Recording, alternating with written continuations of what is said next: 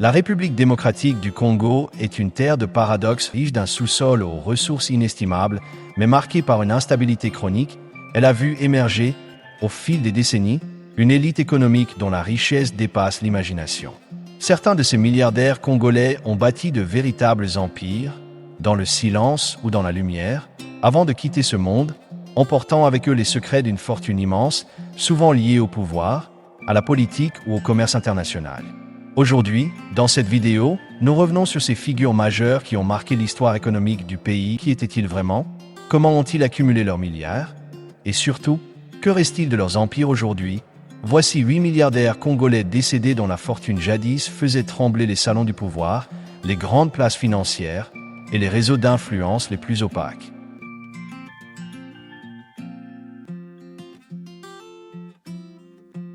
Banquier discret, mais redoutablement influent, Augustin Dokolo est un nom que peu de Congolais prononcent sans respect. Né dans une famille commerçante prospère, il devient dans les années 1970 un acteur incontournable du système financier congolais.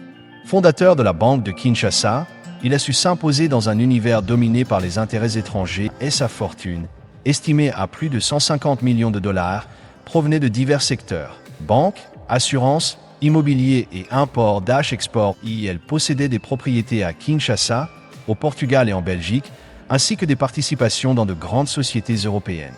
Mais ce n'est pas seulement son flair économique qui impressionnait. Augustin Dokolo était aussi connu pour son influence politique proche de plusieurs présidents congolais. Il savait naviguer avec finesse entre le monde des affaires et celui du pouvoir. Son héritage fut aussi symbolique. Il éleva son fils Sindika dans le culte de l'art et de la culture africaine. Augustin Dokolo s'est éteint discrètement, mais il laisse derrière lui une empreinte durable dans le paysage économique congolais, un exemple rare de capitalisme africain sophistiqué. Fils d'Augustin Dokolo, Sindika Dokolo n'a pas seulement hérité d'une immense fortune, il a hérité d'un nom, d'une vision. Né en 1972 à Kinshasa, il a grandi entre l'Europe et l'Afrique, étudiant dans les écoles les plus prestigieuses. Mais ce qui a fait sa renommée, ce n'est pas seulement l'argent. Sindika fut un immense collectionneur d'art africain, à la tête d'une collection de plus de 5000 œuvres, dont il finança le rapatriement depuis les musées occidentaux. Sa fortune, estimée à environ 200 millions de dollars, provenait d'investissements dans les mines, la finance, le commerce et l'immobilier. Marié à Isabel dos Santos, fille de l'ancien président angolais José Eduardo dos Santos, leur couple incarnait la puissance économique en Afrique. Ensemble, ils détenaient des parts dans des multinationales opérant dans l'énergie, les télécoms et les banques. Mais derrière le luxe, Sindika était un activiste engagé, fondateur du mouvement citoyen Les Congolais debout. Il est mort en 2020 à Dubaï, dans des circonstances troubles, et sa disparition a laissé un vide immense dans les milieux culturels et politiques africains. Il était la voix d'une Afrique qui réclame justice, patrimoine et dignité. Timothée Moleka était un magnate discret mais incontournable dans le paysage économique zaïrois. Proche des cercles du pouvoir sous Mobutu, il s'est imposé comme l'un des plus grands opérateurs économiques dans les domaines de l'import-export, de l'immobilier et des hydrocarbures. Sa fortune, estimée à près de 90 millions de dollars, s'est bâtie dans les années 1980, une époque où seuls les plus habiles pouvaient prospérer sans attirer les foudres du régime. Il est aussi le père de Wivin Moleka, aujourd'hui active en politique, preuve que l'influence de la famille ne s'est pas arrêtée à sa disparition. Timothée investissait aussi dans la logistique, les infrastructures portuaires et possédait plusieurs propriétés en Europe. Homme de réseau, il cultivait un profil bas, loin du bling-bling. Pourtant, son nom revenait souvent dans les discussions entre grands décideurs économiques.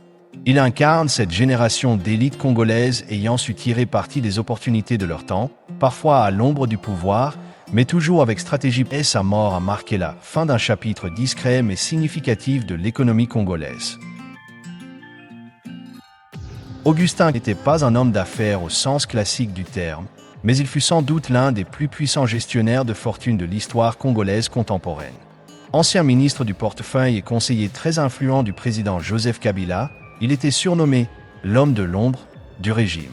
Sa fortune, estimée à plus de 120 millions de dollars, provenait essentiellement de son contrôle sur les contrats miniers, pétroliers et autres secteurs stratégiques de la RDC. Il était actionnaire ou bénéficiaire indirect dans de nombreuses entreprises locales et étrangères opérant dans le cuivre, le cobalt et le pétrole.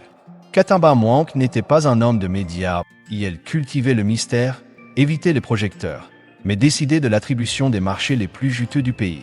Son rôle dans la structuration des finances de l'État et des entreprises publiques a été immense, bien que controversé.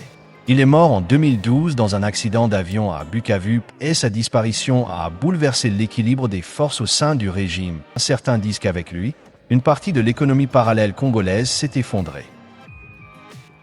Merali Raoji, patriarche de la célèbre famille Raoji, est l'un des plus anciens pionniers économiques du Congo. Arrivé d'Inde dans les années 1920, il s'est installé à Kindu, puis à Kisangani, où il fonde les bases d'un empire commercial.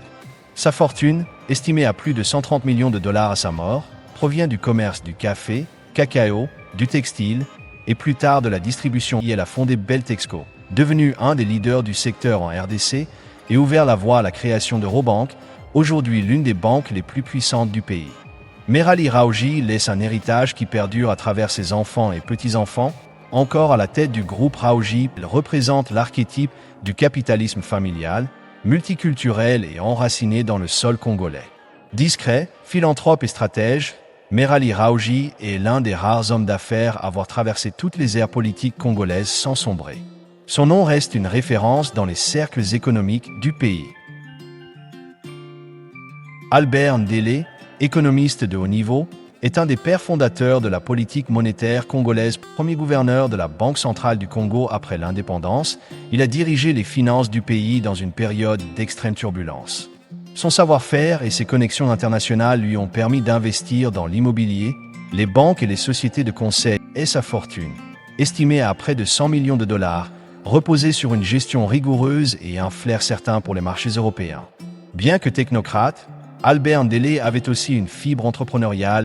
Elle a conseillé plusieurs entreprises privées en Afrique et en Europe et détenait des biens en Belgique et elle a passé une grande partie de sa vie en exil. Décédé en 2023 à Bruxelles, il incarne l'élite intellectuelle congolaise qui a allié compétences, intégrité et réussite. Un modèle rare, surtout à une époque où la corruption était endémique. Jeannot Bemba Saolona est un nom indissociable des années fastes du Zaïre industriel et homme politique. Il était l'un des piliers du régime Mobutu, avec des intérêts dans le commerce, l'aviation, le pétrole et la banque. À la tête de CIB CMMJ, il gérait une flotte d'avions cargo, exportait massivement vers l'étranger et contrôlait une partie importante de l'économie informelle et formelle du pays.